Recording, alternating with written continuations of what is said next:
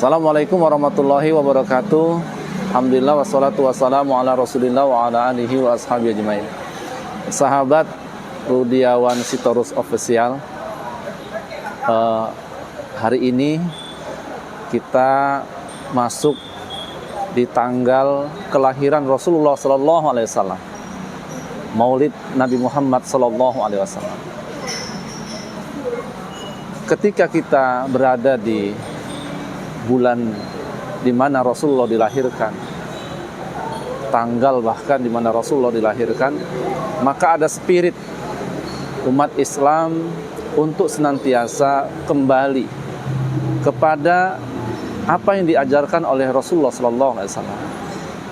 Rasulullah menjamin apabila umatnya mengikuti dua hal, yaitu Al-Quran dan Sunnah, Al-Quranul Karim dan Sunnah aplikasi daripada Al-Quranul Karim, maka seseorang itu tidak akan tersesat selama-lamanya sampai akhir hayatnya. Karena sebenarnya dunia ini seperti belantara, seperti hutan yang sangat lebat. Dan siapa saja yang berada dalam hutan belantara ini tidak punya map, tidak punya petunjuk, guidance, maka dia tidak akan menemukan jalan keluar, tidak akan menemukan tujuan. Begitu juga kita dalam kehidupan ini. Kalau kita tidak punya panduan Al-Quran dan Sunnah, maka kita juga akan tersesat. Dan kita tidak bisa melewati hidup ini dengan petunjuk dari Allah Subhanahu wa Ta'ala. Maka wajar saja kalau ada orang kemudian gelisah, resah, bahkan galau, bahkan sampai bunuh diri menghadapi hidup ini, karena dia tidak punya petunjuk dari Rasulullah Sallallahu Alaihi Wasallam. Andai saja seseorang itu mengikuti petunjuk yang diajarkan oleh Rasulullah Sallallahu Alaihi Wasallam, maka tidak ada kamus galau, tidak ada kamus stres, tidak mungkin orang itu kemudian bunuh diri, putus asa. Karena orang-orang yang berputus asa dari rahmat Allah itu adalah orang-orang kafir, orang-orang yang mengingkari Allah dan Rasulnya. Allah menyebutkan innalladzina qalu rabbunallah tsumastaqamu fala khaufun 'alaihim wa lahum yahzanun. Sesungguhnya orang yang selalu bersama Allah.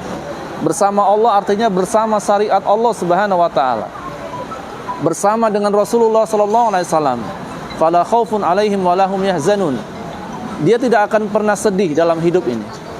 Dia selalu optimis dalam hidup ini. Kenapa?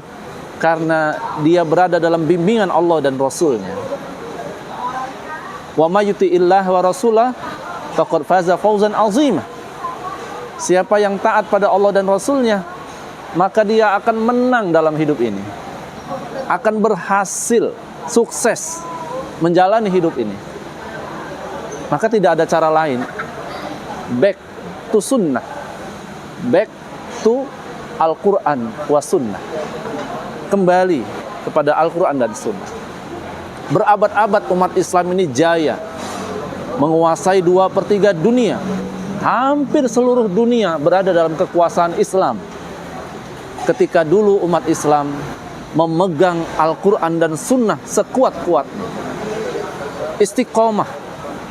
Tapi ketika umat Islam mulai jauh dari Al-Quran dan Sunnah, mulai jauh dari kehidupan Rasulullah Sallallahu Alaihi Wasallam, lebih kepada kebarat-baratan, lebih kepada kekorea-koreaan, maka kala itu Allah hinakan umat Islam.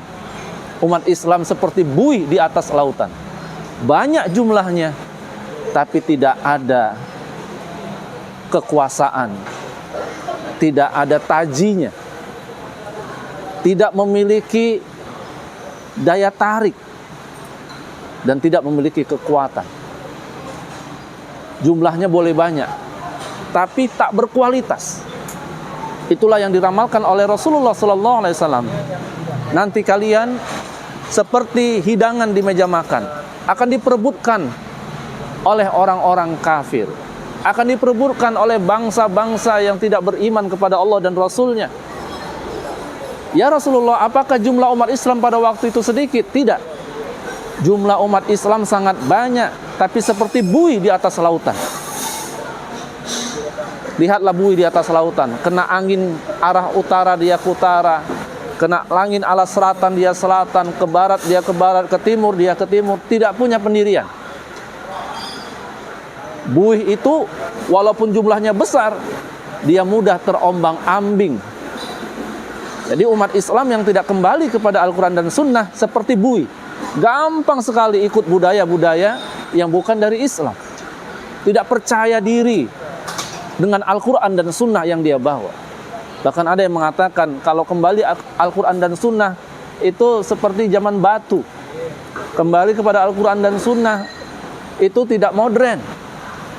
Padahal Allah Subhanahu wa Ta'ala menjanjikan di dalam Al-Quranul Karim, Dzalikal kitabul la raiba fihi hudal lil muttaqin. Dalam Al-Quran itu tidak ada keraguan sedikit pun. Tibyanan likulli syai', menjelaskan segala sesuatu. Semuanya ada dalam Al-Quranul Karim. Al-Quran adalah satu-satunya kitab suci yang tidak lekang dengan perubahan zaman, yang relevan dipakai di situasi apapun. Karena Al-Quran adalah kitab yang Allah sempurnakan dan Allah jaga. Dan sesungguhnya Al-Quran diturunkan dan Allah Subhanahu wa Ta'ala menjamin la hafizun, dijaga oleh Allah Subhanahu wa Ta'ala keotentikannya, keasliannya, sehingga Al-Quran apapun dalam kehidupan kita ini menjadi solusi. Justru ketika kita tidak kembali kepada Al-Quran dan Sunnah, itu yang akan menghinakan umat Islam dimanapun berada. Mari di momen Maulid Nabi besar Muhammad sallallahu alaihi wasallam kita merujuk kembali kepada Al-Quran dan Sunnah. Kita kaji Al-Quran, kita pahami Al-Quran, dan kita amalkan Al-Quran dalam kehidupan sehari-hari. Sehingga kita melihat ya, peradaban-peradaban yang ada di Indonesia ini akan kentara, akan nampak, akan muncul dia. Karena umat Islam di Indonesia ini 80% lebih, dan itu adalah umat Islam. Seharusnya Indonesia ini menjadi peradaban, Indonesia ini menjadi contoh, Indonesia ini menjadi negara baldatun thayyibah wa rabbun ghafir, bukan menjadi negara yang penuh dengan berbagai macam musibah, bukan menjadi negara yang dihina, direndahkan oleh negara-negara lain. Justru dengan banyaknya umat Islam di Indonesia dan mengaplikasikan Al-Quran dan Sunnah, Indonesia tinggi. Karena Al-Islam yu'la, Al-Islam itu adalah tinggi, wala yu'la alaih, dan tidak ada yang lebih tinggi daripada Islam. Maka siapa saja yang mengamalkan Islam seharusnya derajatnya tinggi. Nggak mungkin orang mengamalkan Islam rendah derajatnya. Kalau ada umat Islam yang derajatnya rendah, berarti dia tidak mengamalkan ajaran Islam, tidak kembali kepada Al-Quran dan Sunnah. Karena Allah janji Islam tinggi, dan orang yang mengamalkan Islam akan Allah tinggikan derajatnya. Mudah-mudahan Indonesia menjadi negara baldatun thayyibah wa rabbun ghafur, negara peradaban, negara yang menjadi contoh negara-negara lain. Karena di sini umat Islam terbanyak di dunia.